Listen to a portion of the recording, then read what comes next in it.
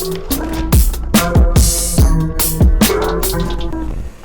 with the with Lawless Inc, like when did that come about and why the name? How did you come up with that name? I came up with Lawless Inc. a few reasons.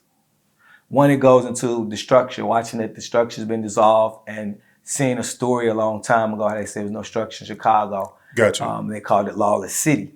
So I wrote that down, like Lawless City sounded cool. And then I looked at a group named Thievery Incorporated. I think it's a group called Thievery Incorporated. And I was like, wow, that's kind of cool. And I just wrote that down. And then I wrote down a bunch of other things. And then I started thinking about what I want to represent. And I thought about the fact of I want to represent a company that represent individuals that are not afraid of living and being their self. They're not confined to any man-made propaganda or restraints that we come up with to have a person not wanting to live their full life, their true life, or explore, their full creativity. So I want to Lawless Incorporated. I thought about I wrote Lawless Incorporated down with that meaning, and it stuck with me. Gotcha. And I wrote that name down probably 4 years before probably 4 or 5 years before I incorporated. Okay. So now you got Lawless off the ground. What year is this where you actually bring Lawless Inc. to fruition? 2011. 2011. Yeah. So, because I think drill for us nationwide kind of popped off with 14, 15? Nationwide, 2012. You say 12? Okay. 2012. 2012, 2013 coming in now. So 2011, you ought to say, here go Lawless. Who's the first artist you saw? King Louie. King Louie. Yep. Heavy hitter right there. Mm-hmm. Like, man, what drew you to King Louie, man, and signing him, and what was that relationship like? King Louie rap. King Louie can rap. King Louie got bars.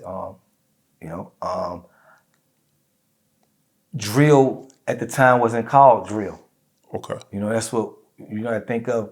If you consider me a pioneer or orchestrator, and even me figuring out what term and how you want to label the participants in the whole movement, because I watched it, I participated in it, I spearheaded, I was right there, moving the pieces and pushing it.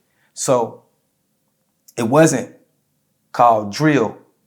So the music I heard was just real street music, telling what was going on out here for real in the streets of Chicago. And I understood it. I can relate to it. I instantly related to it. So when I heard them, I'm like, this is it. I felt like this was a refresher. This is what was needed. I felt that this is what the world needed to hear. They needed to hear someone that can recite what's going on in the city of Chicago adequately. That's what my main purpose was at that point, was to get individuals that had talent, that was reporting what was going on in the streets of Chicago adequately. And I knew that itself would start something.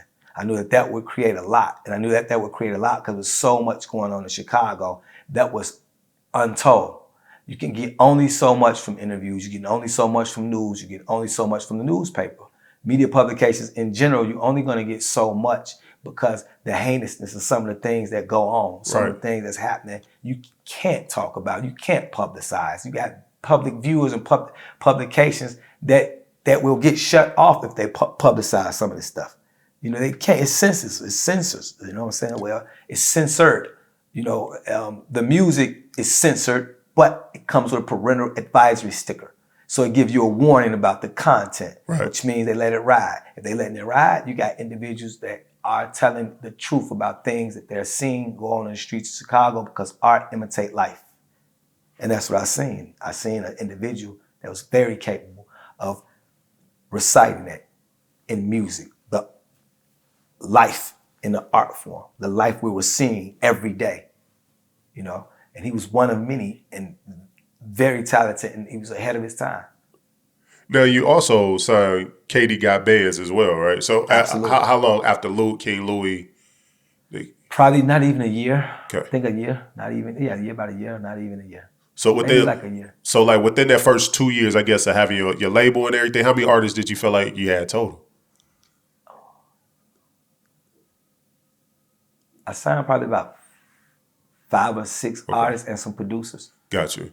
So now you got Louis, and y'all signed on. Like, man, what were some of the first milestones that you felt like y'all accomplished with him under your label? Breaking them in Chicago. That was my main thing, is breaking an artist in the city of Chicago. I done that with a marketing campaign. Okay. Me and John Monopoly came together on a marketing campaign. Tore the city up, shook it up. It's historic. Shout out to Street Bullies. Big Brad over Okay. there. Tim is cocky still. We moving around, and there's a few other guys that worked over at Street Bullies. And them guys, we tore it up, made history with that. We did a sticker campaign.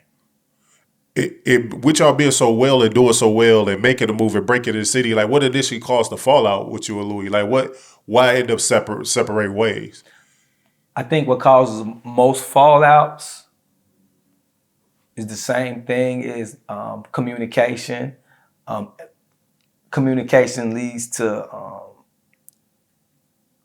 lack of transparency. Lack of transparency comes in play when you moving fast, and individuals they on their path and you're on your path, and it's two separate paths, and now you're trying to combine them, and they got their agenda, you got your agenda. Now the communication is not there. It started getting broken up.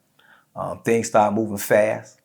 We took off fairly fast at Chicago, and started getting offers and national attention within 6 months. It's crazy. If you ask him what happened within 6 months of working, we had offers and deals on the table and things of that nature. And I was declining. I didn't want to do anything. I wanted to stay independent. Didn't want to do nothing. So it's getting to that point too, where you see that individuals and what they doing with their money, what their motive was. I think that plays a major part in it, and that goes into agenda. It's what is everybody's motive? I came into this with a different motive. I came into it with money. I came into it with my own money. I came into it wanting my own money, to use my money to position myself to have a career. Okay. To have a company that was flourishing, to work for a company and work different positions at a corporation. So that was my vision. And I pushed that, and in pushing that, I pushed to everyone around me, just entrepreneurship, business ethics, understanding business rules and regulations, understanding structure, understanding how to set that. I pushed that, so that's boring shit. That shit get boring and tedious to people. Absolutely. And they don't become fun, and people don't want to hear it all the time. So when you don't want to hear it, and then you have to hear it, and you hear it, and you feel like something not right, and you gotta get educated on it, you get frustrated. So a lot of that I watched a lot of that start going on. Then I watched a lot of the things going on just in general with just, everything was new. Everything was new. You got someone with a newfound fame. Never had that before. Everything was just new. And just going, and just was figuring it out. My guy Sean, and we brought it up with Say Cheese earlier. He said you find out who an artist is. He's once they get money. Yeah. He was like, you get them and they don't have nothing. It's big bro, this and that. They get a little fame, they get a little bit of money, and then all of a sudden you find out who they really are. Because I see a lot of spats, or you see it online right now, a lot of artists are screaming out they all in bad contracts, that everybody is signing them to a bad deal. Why do you feel like majority of artists who fall out with their label start bringing up a bad deal when they were the ones that signed it in the first place? Okay, let me attack both of them. The first was, you find out who an artist was when they get money. You find out who a person is. Gotcha. When they get money. You find out who a person is once they get money. So that goes into individuality. When a person get money, they have the convenience to be their self. That's with anybody. So now you go into an artist. Now the artists get money and they have the convenience to be their self. Yes, like anyone else. And they're trying to still figure out who they are and who they want to be. Now who they are and who they want to be with this money that they manifested. Gotcha. That's something they got to deal with. So then when they get that, they deal with the fact that individuals has came around them and has publicized them, marketed them, promoted them, pushed them into believing that they're this figure of someone that they haven't took the time out to get educated to be. You know, they didn't spend the time in these streets to become this street boss, this street expert. They didn't spend the time in these schools to become this scholar. They're not subject experts at too many things beside making music. So there's nothing wrong with that, but what comes along with the money is now the business. Absolutely. And now what comes along with the business is you need some type of education that comes from somewhere to understand how to move that money and what to do with that money. When the money runs out and you're just spending money, you see it's not regenerating, you start looking at the source of where the money comes from.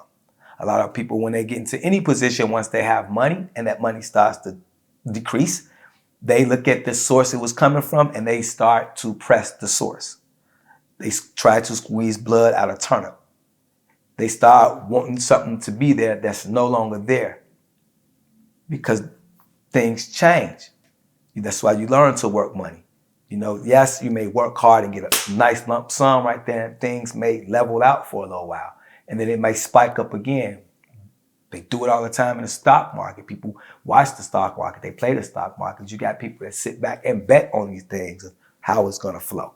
So it's the understanding of that and getting the reality of that. And then when you get the understanding and reality that is harsh, because that's real. That's a real harsh lesson because it affects you in real time. You know, it affects the way you viewed upon your peers. It affects the way you living. And that's when the peers come in because, you know, everything's cool one day and then the next day you want to complain about stuff, but you don't want to complain about it. The money ain't there. You don't want to front yourself off. So now you're trying to remove yourself. It's just a lot to go through.